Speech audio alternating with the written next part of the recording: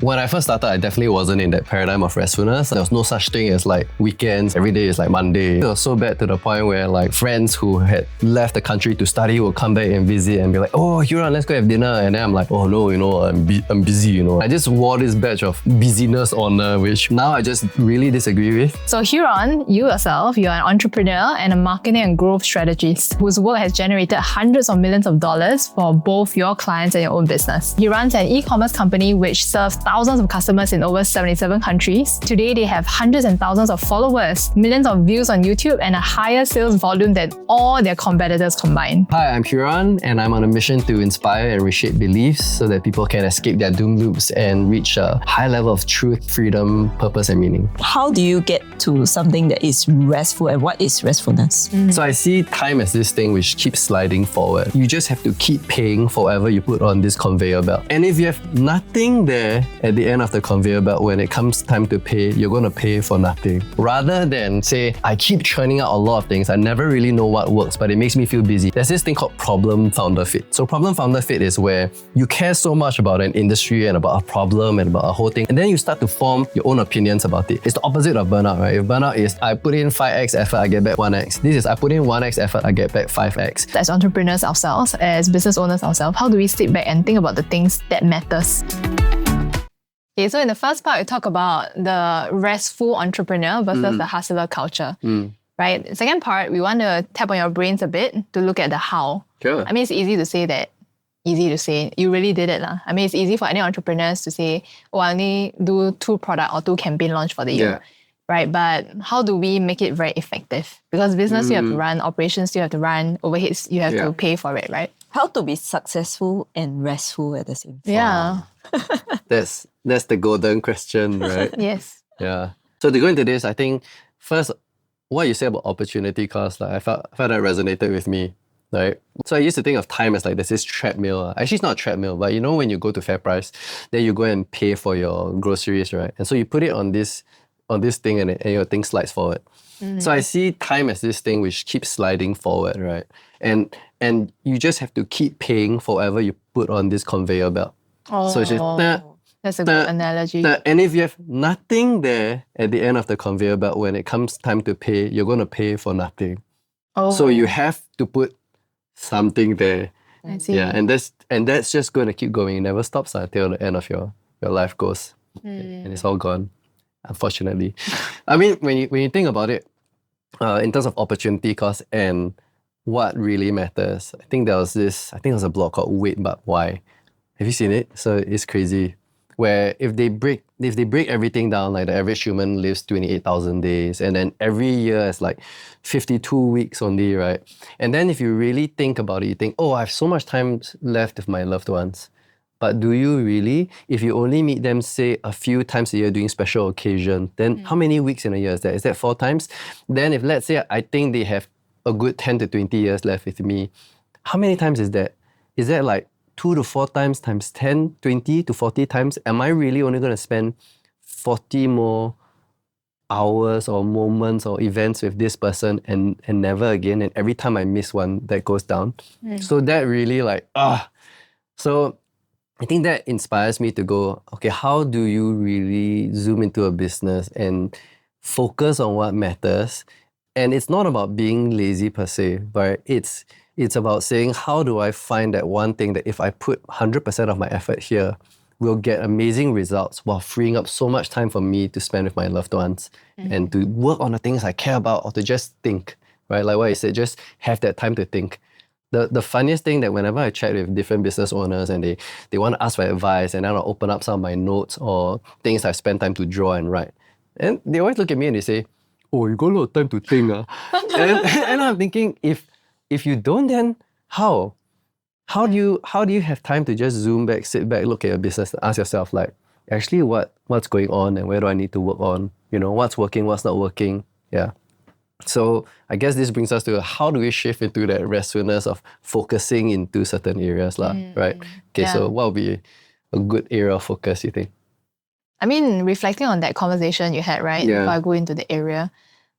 When we worked with you, because of course there's a period of time that we hire you as a consultant, right? I just realized that, actually, the more time you have to think, the more effective or the more impactful the ideas that you come up with actually is, right? Then when I look at you share, I'm like, what am I doing for the past week?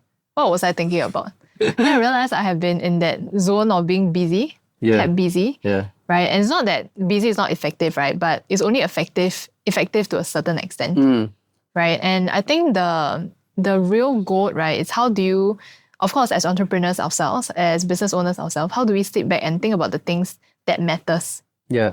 Wow.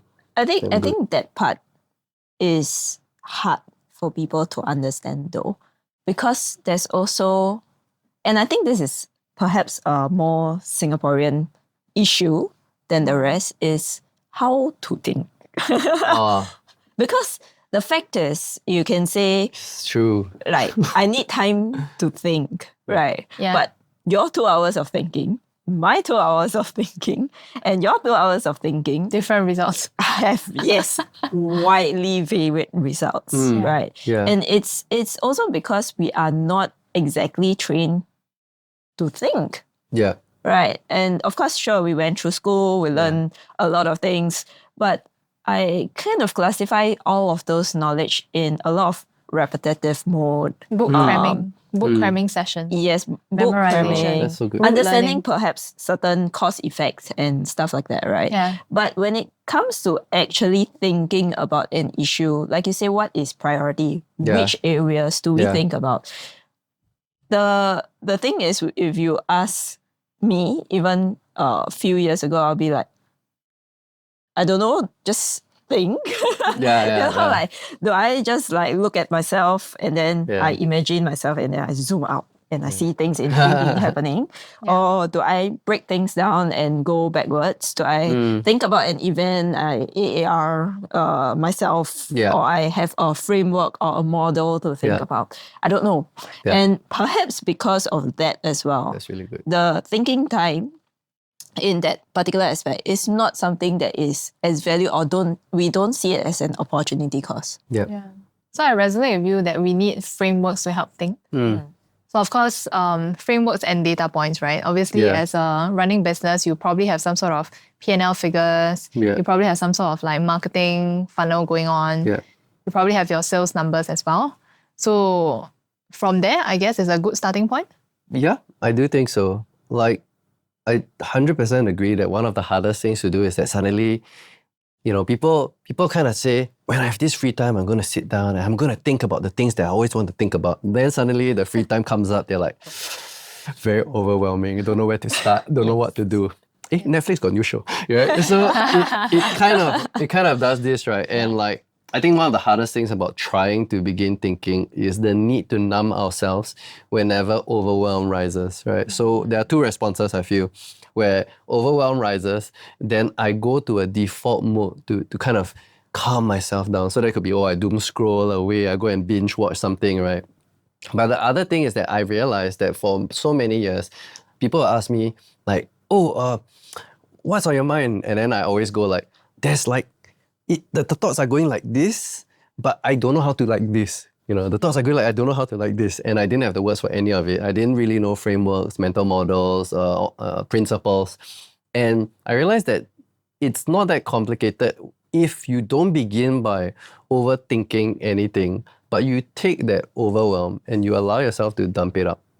So that began for me in a form of like taking post-it notes, either physical or digital post-it notes, right? Yeah. And you just ask yourself like, what's on my mind? And you just write one thing per post-it and you just dump it all out. And suddenly you will literally feel this cognitive load, this load just lift off yourself, right? And suddenly before you, of course, there's a pile of post-it notes. And I used to freak out because it's like, what is the correct order? Are they in a particular category? And then what if this is more about like a small detail and this is more of a big detail? Right? And I realized it just doesn't matter because you dump it out and your brain kind of has a map of things. And so from there, after I dump it out, I realized there are groups. So when you start just grouping these thoughts together, you realize that, they self-sorted themselves very, very simply. And then I learned this thing from this guy called Justin Sung. So he's this expert on learning how to learn. So learning how to learn is pedagogy, right? And like if you know how to learn something in a way that helps you to expand your mental models, then that's beautiful. So one thing he talks about is called blind mapping, blind mapping. And imagine if you can take a subject you know nothing about, close to nothing about, but be able to form a mental model of it in like 5 minutes. Without being an expert. And so it goes something like that, right? You take this document or a book, whatever, you kind of flip through the contents page and you write out like 10 keywords. Just rough 10 keywords. You understand the broad definitions of them, and then you just start drawing relationships to each other. So you say like, oh, okay, this thing is about, let's say this is, I don't know anything about podcasts, but I wrote down 10 words. Here's like microphone, camera, table, notes, publish, right, all this. And I don't know what it is, but I could probably draw lines like, oh, I need the microphone in the studio, the camera would be filming here, this will produce an audio which will edit this, and then I put it on a publishing platform. Oh, which means I need some notes beforehand to begin, right? And suddenly you have a mental model. With this mental model, that's where we can start to say like what's working and what's not working. Just by like, let's not even talk about metrics, right? I take a pen, or I just circle the part which I think is messed up. Like, this part always spoil, you know? and actually that usually has a metric. Yeah. Right? Like speed towards creation of notes, or how fast something is edited, or whether this thing when it got released actually got the reach or exposure that we needed. And just by identifying that, we have metrics, we understand bottlenecks, and we have so-called a model without needing to be an expert at any of these things. And that's what really helps me to think. Wow. Yeah. That is a good practice. I mean, through our interaction, we had a lot of... We have a lot of that, right? We've done so much of that together. Yeah. Yeah, now I have like multicolor post-its. Yeah, but I thought what's beautiful in that example, right, was the fact that you don't need to know everything in order to create a framework or create a model. Exactly. Because a lot of times as business owners, I mean, we are pressurized as the head of the company, right, to know everything. Or to seem like we are very well read. Got it all together. Yes, correct. Yeah. So the fact that, I mean, it's a very easy exercise that anybody can do it. Even you can do it with your team members. Right? And then when everyone plots it out, right, then you can kind of combine ideas together and make meaning out of it. And that becomes an amazing group activity. Do you remember we did this with your team that time, right? Where we were talking about like marketing flows where when people see ads, then they land up on a registration page, right? We call it a landing page. And then from there, they flow to the next thing. And so it really began with, hey guys, there are these 10 keywords. How do you think they relate to each other? And just instinctively and intuitively, they could go, oh, ads will go to this landing page. This part should be here. And beautifully, suddenly we see everyone has their own perspective of it. And usually when it comes to mapping out a model, a lot of people will go like, but what if I get it wrong? Yes. Right? What if I get it wrong? I don't know how to do this kind of flow thing. Oh my gosh. And beautiful, right? If you realize you got it wrong, now you can update your model. Like that's it. You get better, right? The best part is having a yardstick or benchmark to work upon, right? And like you talk to Bill Gates, right? So Bill Gates talks about how he reads like 6 books every week and how he retains all this information. It's not that he literally tries to memorize every page. It's just that for everything he reads, it builds into a larger and larger model. Right? And so suddenly this book actually can map onto these areas of the model that was already there, and this could map there, and over time this model becomes like how you think. And so eventually when you go to how should I think about it, I can revisit a model that has been growing and has been refined. Well, that's really helpful because recently I've been trying to study more about brand IP, intellectual property. So I don't know where to start. Right. My first instant was, let's go to Amazon Kindle and type this and then see what are the top selling books on that. Then at least I get some sort of mental frameworks and models. But actually what you said, I already have it. You have it. Yeah, I just need to map it out and then use others as references to enrich my model. Yes. And like what I love, right, is that I have this close friend, his name is Joshua, he's one of my card side of the team, and I used to say things like, oh, like this thing is going to happen in this way and therefore this thing will happen. And then and to me, right, I had this negative feeling about that thing, right? And then he'll look at me and he'll say, is that bad? And then I'll be like, is that bad? Yeah, not really, that might not be a bad thing. and that encouraged me to examine my assumptions. Which means that let's say I say I've been looking into brand IP. So that's what I say, I'm looking into brand IP. And if you take it and you break it down, like, number one, what is brand? what is intellectual, what is property. And if I map out this blind map of what I believe brand IP to be, right, and I ask myself, where does the word intellectual and property belong, I might find other areas of my map which are there, but I haven't labeled yet. Which might expand my perspective about how I actually think about it. And that's where our own opinions begin to form. I see. Yeah. But let's talk about how it translates to business results, right? Because ultimately, that's what a lot of business owners will be concerned about. So let's say you have this mental model and you have this kind of understanding and perspective. Right? How do you then lead to an output? Great.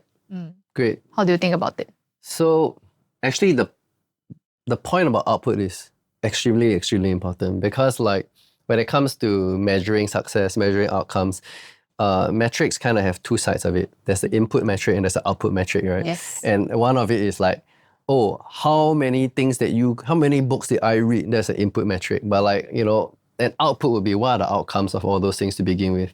And so I just did a session that day with like a team of 20. And they're all trying to figure out like what are the growth levers of the company, what are the metrics, blah, blah, blah. And there was this whole thing where it began with like, what are the OKRs? So anyone in business, you've probably heard of OKRs, which are objectives and key results.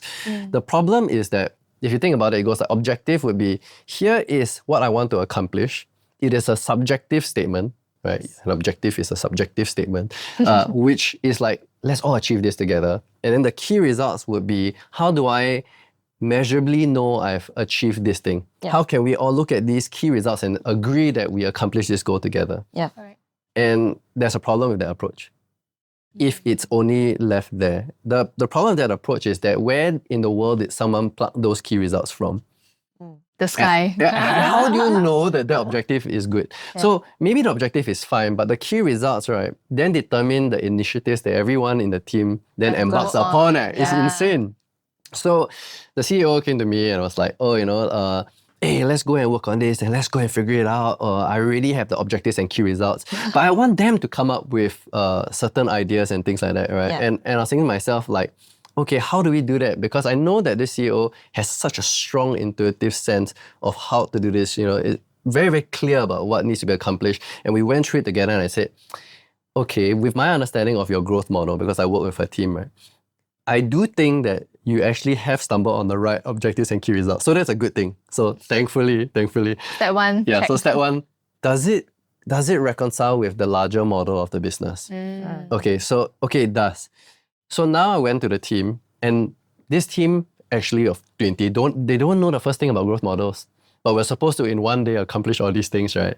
So it was as simple as this. I said, okay, what do you guys kind of run every single day? So I asked them, what do you guys run every single day? And then they kind of stared at each other. They're like, events. I guess in a way it's events. It might be digital events or physical events. I said, okay, so in order for you all to, let's say, like have a successful event, what needs to have happen? Right? What's the ultimate outcome of that? They say, oh, people need to sign up as like a member, or they need to buy one of our products at the end of it. I said, oh, so how does that happen? Work back for me. Oh, they need to actually be like either at the event, right? And they would have paid for something. I said, oh, so they'll take an action to pay for it. Then before that, they have to be on this webinar or at this event. Also, they have to attend. Yes, they have to attend. So how do they attend? Oh, before that, right, they would have had to maybe be on a mailing list, or they have to be on some kind of WhatsApp list or Telegram community, so we can tell them about the event. I said, oh, very good. Then before that, how did they even get on the mailing list? Oh, they would have landed on maybe like a landing page, like a registration page. I said, and then before that, where were they? Oh, they were probably like ads or like, some other things with our partners. And then after this whole event succeeds, what happens? Oh, then we actually run the next event and the next event and the next event. So I said, actually, you have a few stages only. Yeah. You have the people who you are reaching out to as a whole, that you draw to this page, who register, who you nurture and communicate with, who then you have to get to show up, right? And then after that, if they show up and you present well, they have to go to this page where they pay. So suddenly there was this idea of this in a loop is how your business just grows again and again and again. And I said, how do you know if this step is doing well? Oh, no, like say attendance. Oh, a certain amount of people must have clicked on the link. And if they clicked on the link, they must have shown up to the thing. I'm like, okay, cool. So what's that number called? oh, this number is just this number is just that. And suddenly, right, they started noticing that the outcomes and the eventual outcomes of the business was just that first number multiplied by this number and the next and the next and the next down the chain, because you have first all the people you reach out to, then those who sign up, then those who join this thing, and those who show up, and then those who eventually convert, right? And they realized that when they chained together, it was a simple formula, and all these key values were made up of smaller numbers that everyone had a part to play in making work. And suddenly everyone knew metrics, right? It's not that they knew metrics beforehand or they knew about growth, right? But suddenly just by them drawing it out very simply, literally took a flip chart, tore out the paper, drew out the boards, the stages, and asked them to draw it out and draw arrows. And I said, now circle where you think is missing and where are the opportunities, and write down what those opportunities are and what would you call those numbers. And they had beautiful metrics and they knew exactly what to do. So that's their growth model. Yeah. They weren't cognizant of. Yeah, they've been doing it for years and doing it great, but they were not clear about like what actually contributed in growth. And when I've done this with other companies, give you a really simple example, right? This company want about $4 million business. They wanted to hit $8 million in a year, right? Using this approach. Yeah. And I was thinking to myself, it's possible, but like that means you want to double your entire business. But how will you do that? So guess how they overnight grew by around 25% in sales. Wow, 25%? 25% B2B. is B2C. Oh, B2C. F&B industry. Okay. F&B. Yeah. F&B. I don't know, they probably have like A times B times C equals to D. Yeah, then right. they crank their A lever. Right. So, okay. So a lot of times you'll be like, oh, they must have cranked their A lever. So they found a way to get their F&B, right? They must have found a way to get twice the number of people to find awareness about their amazing food. Yeah. So they must have done content strategy, run a lot of ads, right? And if you have double the amount of awareness, then you can have double the amount of engagement, and you have double everything else. But the answer was much simpler than that. We just realized that at every stage, so we did the same thing, people visit, they have to visit a product page, they have to add something to cart, they have to check out, they have to go and pay. And all we realized was, hey, you notice that in this last stage here, where people pay, the average business, at this final step, the number should be around 89%, people who complete that payment. Yeah. But yours is around 30-something%, which means that if we just change the design of this page a bit, we might be able to get closer to the average. And all we did was spend a short period of time saying, maybe you can do this and maybe you can do that, and why don't you put that out and see what happens. Just change the design of it. Don't touch anything else. No new products, no new copy, no new anything. Just change this page. And 25% boost. Wow. Insane. Yeah. And eventually we did do that whole, in fact, instead of 4 million impact, it was a 5 million impact, and in 8 months instead of 1 year, just by small one Restful design tweaks. page. They can pay for a designer. Yeah. Do a project basis for like a few thousand But dollars. of course, the key is knowing the benchmark. Yes. Yeah. Okay. Yeah. The key is knowing the benchmark. Yeah. Yeah. Which honestly are a Google search away. Yeah. So you just say benchmark for companies that do this at this stage, and then you just see it on Google, and then you're like, am I above or below? Oh, I'm below. I guess there's an opportunity, right? So people don't need to be that well versed to make huge impact. Do you have examples of B2B? Because it seems like you're sharing B2C, which is larger numbers and more evenly distributed formula, right? Yeah. How about for B2B? Well, for B2B, a lot of the time, what you will face is appointments. So B2B often is sold in the form of sales. Yes. Right. So in the form of sales, then the question often becomes like, where do those people come from?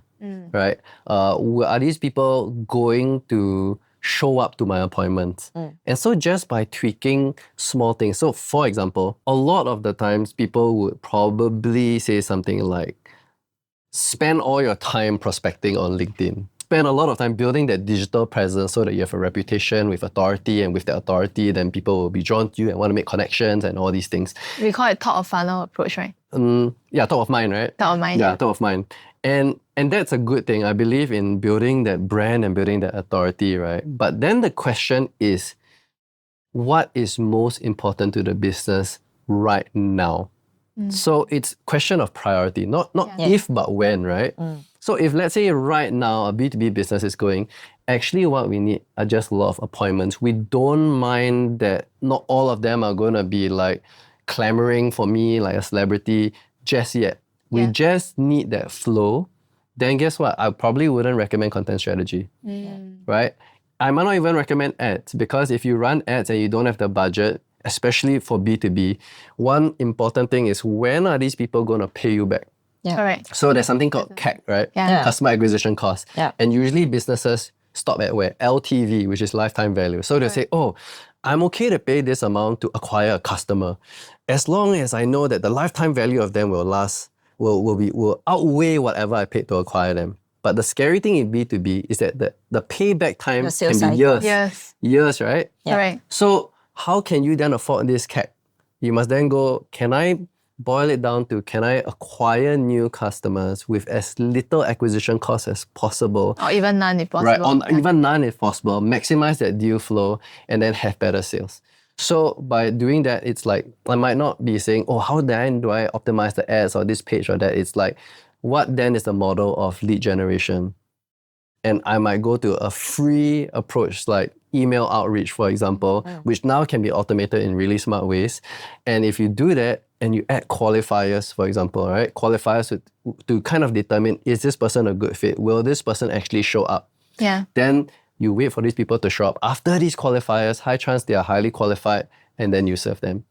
So a simple thing like that allows you to explore the nuances between B2B and B2C and realize I might approach it differently. Yeah. So it's also about having the knowledge to know what are your options out there. Yeah. Because sometimes when they have existing machinery, right? Maybe business owners will think, oh, I already have an existing machinery. Why do I need to create like a business system? Correct. Yeah. Or, 100%. Have alternative solutions. 100%. Even for B2C, in fact, like if you look at the trends of B2C now, right? While B2B, I say, oh, go to LinkedIn. B2C is like, oh, go jump to influencer marketing. Like, you better make sure that you get all your UGC out and all that. But I helped, say, their brand, F&B site, right? Make that kind of impact with 5 million in 8 months. There was no touching of ads. There was no new content. There was no new product innovation. It was just, in that case, going, what's your highest priority right now? And where do you want to allocate your resources, your time, your energy to? Do you even have the people who can do, say, a content strategy if you wanted? If you don't, can we minimize waste? So it's something I call like mining the iceberg. Okay? Mining the iceberg. So if you look at just a few years ago, the global e-commerce, the size of the e-commerce market, do you know roughly how big? No, I don't remember what? the number. E-commerce, global, whole market. Oh, I don't know, 2B, 3B? 1T. 1T. 1T, okay. But here's the crazy part. If you count the size of the e-commerce market under the iceberg, so this is sticking out, right? Sticking out. What converted? And this is what didn't. This is what remained in shopping carts. Correct. 2T. Wow. Insane. And that's not even counting the drop-off at all the stages before. We're just talking about what's... At the vendor carts. And most people are focusing on, oh, let me grow the tip of the iceberg. But like, hey, you have a gigantic iceberg here that you are not mining. Mine your iceberg because you have already paid for it. They are already waiting there for you. Get what's already yours. Wow. Yeah. And suddenly they can do things with less effort and less money and less trendy strategies. It's really knowing where to look. Yeah, exactly. But you won't know if you didn't do that growth model. You won't know if you didn't understand the core growth levers and the smaller things beneath it. And like, you don't know what's red and what's orange and what's green. And if you do, you just, hey, actually it's just this. Yeah. And wow, that could have saved hundreds of thousands of dollars. Absolutely. I think it's a very good reminder for business owners, especially those that are planning for their year 2025 and investment pots, right? Yeah. Really to create their own mental models and to understand what's their growth engine. Yeah. And I think the challenge here is the simplest, cheapest way possible to crank that revenue. Yeah. Totally. Yeah. It's really assets that businesses already have, but don't remember or are totally unaware of. Yeah. Right. Yeah. Yeah, I mean, for you work with businesses to create additional revenue streams and additional pipelines for them, right? What's your experience? Yeah. I mean, the first thing that I usually ask the business owners is, do you have a list? Yeah, see? right? Yeah, I love it. Right. And because everyone, or I would say that the general sphere has always been like, do paid ads, do influencer marketing. So Very investment heavy. yeah. Yes. And the thing is, a lot of times, it definitely, if you're going that route, it's going to be a pay to play scenario. Yeah. So unless you have that kind of budget, then why not look at what you have on hand? Yeah. Right. And usually the list is the first thing that I will realize that they have barely touched. Oh. 100%. Yeah. Yeah, I remember there was one campaign that we did. So we asked the client, because the client was kind of like cash flow tight, right? Yes. In quite a bad situation. And we asked, okay, have you tried sending emails to your list to ask them to buy again? Oh, never tried. So what I did was we just create an email, send it out, and then within that 2-3 emails, managed to generate a 5-figure. Yeah. Just like that. Yeah. With the existing list. Yeah. I mean, so crazy. even with a client that we worked on together, so we worked on a client that did hundreds and millions in sales, right? And how did they go from below that, like half of that, to 100 over million in all these things? It was actually, during that time, we realized that there was a problem with ads where they couldn't even spend what they wanted to budget for it. Yeah. Correct? And if they couldn't even spend what they wanted to budget for it, then you cannot even scale past a certain point, because the ad platform just won't take your money because no one's clicking on your ad. Yeah. So if no one is clicking on your ad, then what is the answer? Is it to just double down on your ads? It's not lah, right? And Create more videos. Oh, yes. Go and repeat the message that wasn't working when you paid for it and hope that it works. And during that time, it was more of a question of, hey, why do you think it's not happening? You know, maybe it's that you're saying the same thing as every other person in this crazy red ocean. Yeah. And you're not saying anything that is fresh, that is new, that is insightful, that creates a new perspective in people, right? And do you remember what we did? We stopped ads for a period of time. Yeah, that did right. And then after that, we went to Email. That's right. So that was the best part, because when you think about, say, mining the iceberg, or you think about email lists, right? You're really talking about levers, and levers means that something here has leverage, right? It's the opposite of burnout, right? If burnout is I put in 5x effort, I get back 1x. This is I put in 1x effort, I get back 5x. And to me, the word that leverage is summed up in, right? Leverage is the word already. Who is already in your cards that you're not? What is the list you already have? Yeah. And it's just like that, right? Yeah. We've definitely done consult sessions for businesses, also e-com based, and realized just simply 2 questions. Do you have abandoned cart emails? Yeah. So basic, right? No, but Yeah. 100% right. Yeah. Is there a follow-up after your purchase to ask them to buy again? Yeah.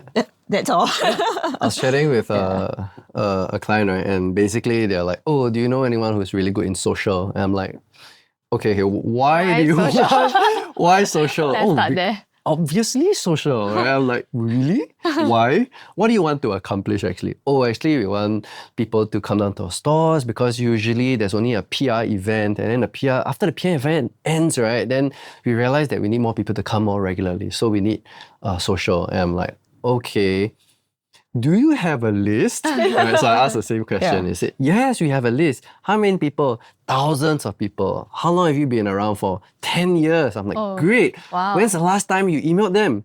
Never. Wow.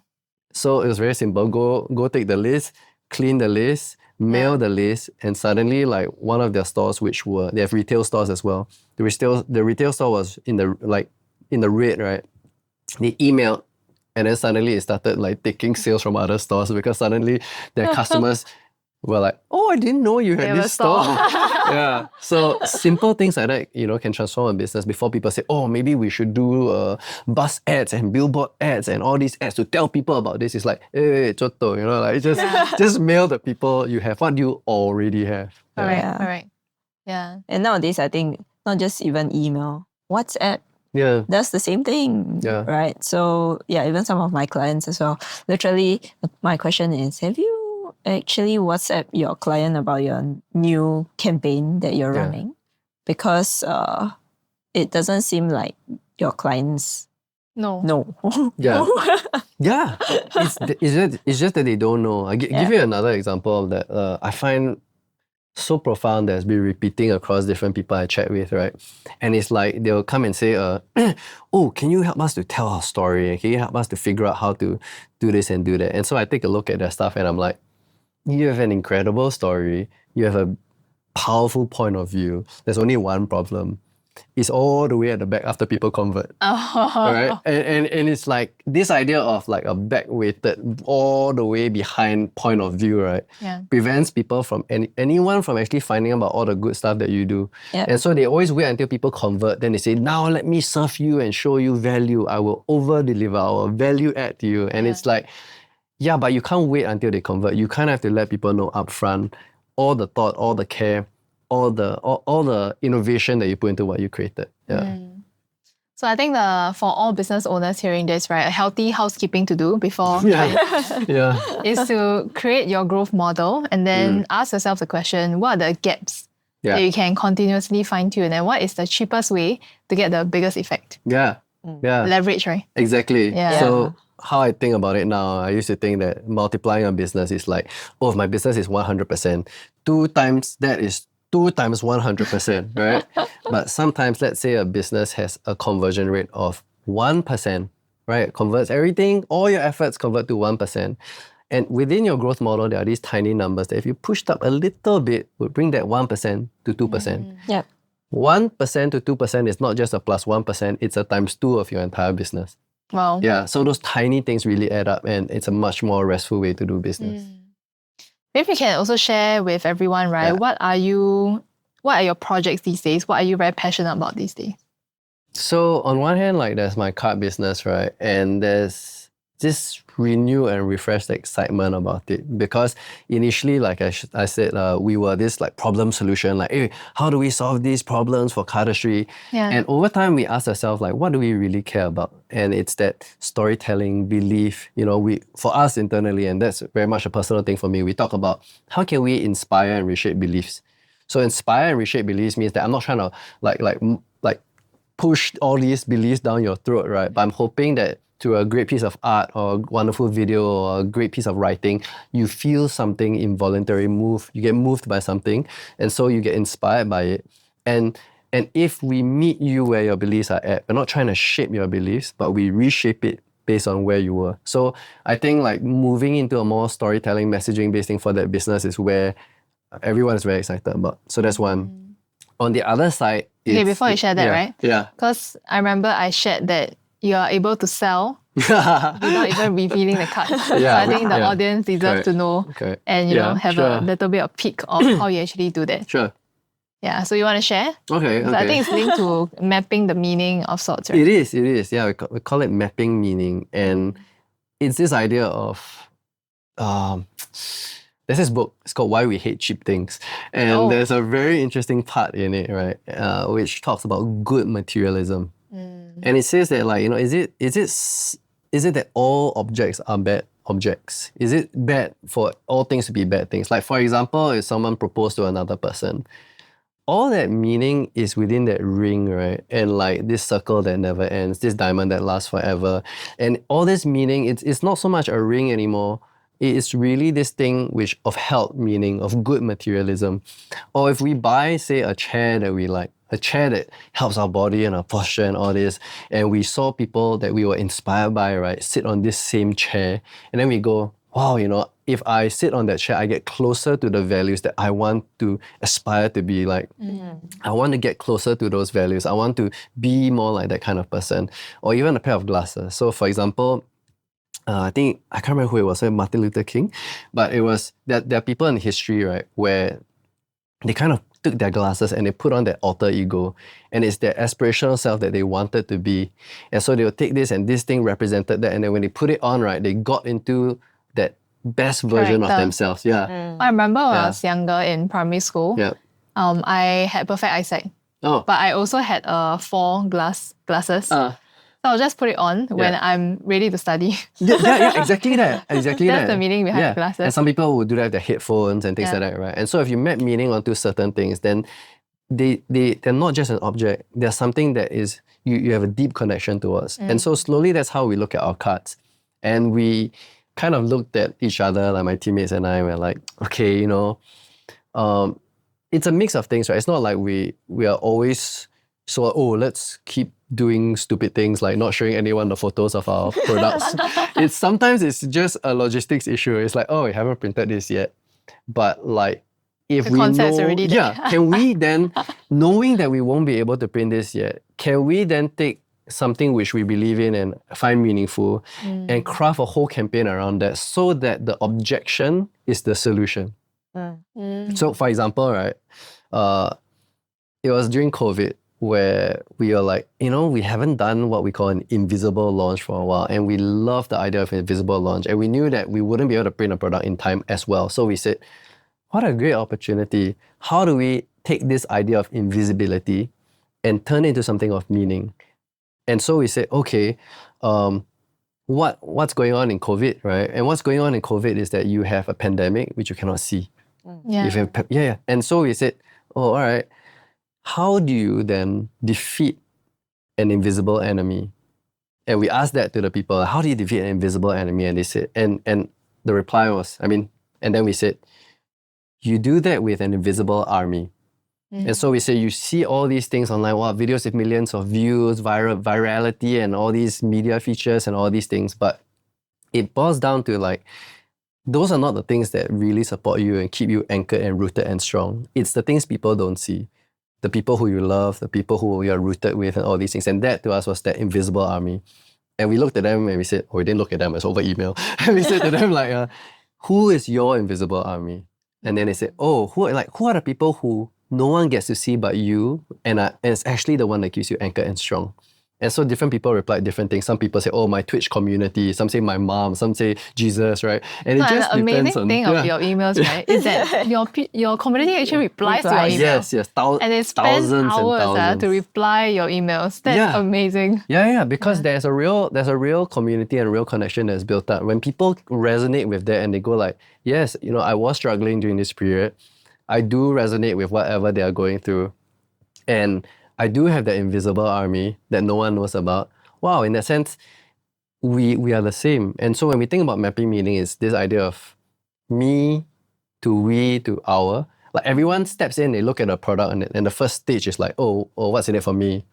And then they realize, wait, actually we are quite alike. And then from there it shifts to, this is our thing, right? Our shared mission together. And so we took it from there and we said that, for us as a company, our invisible army is very obvious. It's you. Because during COVID, who else supported us but you? Who kept this business going but you? It's very, very scary to think like, what if no one shows up during COVID, but thankfully they did, right? And they kept us strong and they kept us going. And so that was when we really thought about it. We were like, okay, with this invisible army, shall we build the future of this Cardistry thing together? Like together, now we are in this together. This is an our thing. This is an our kind project. Of thing. Yeah, and we said, in the same spirit of that which you cannot see, we're going to release a deck that's going to be invisible. And so the idea here, right, was that back when we first released the very first Cardistry deck, there was no one could see that was a good idea. Everyone thought that was the stupidest idea, and people say, these guys are clowns. I understand it's a passion project, it will never make it big. And then suddenly when it starts breaking sales records, people are like, yeah, of course that was going to work, right? and so we told them like, you guys were different from the people and all the naysayers. You guys back then could see when no one else could see. And I said, perhaps the ones with visions are not the ones that need their eyes to see, right? And therefore now this deck is invisible. Do you see? And therefore we map that meaning upon a project and a product that they could not see, right? And the sales for that were just off the charts, right? Yeah. Wow. Yeah. I mean, you could be selling anything. It could be anything, yeah. You could be selling a fish tank, right? You could be selling anything. It doesn't matter, yeah. Because if you see objects just as things which are symbols of meaning that you map onto it, right? Then it's what we all bond over. I really believe that like all of us have been gifted this involuntary response towards the things we care about. Means like some of us is music, right? Some of us is like film. You watch something sparks in me. You do something sparks in me, right? And if we find more of our people to bond over those things, that's just a really good excuse for us to come together as people. Yeah. Amazing.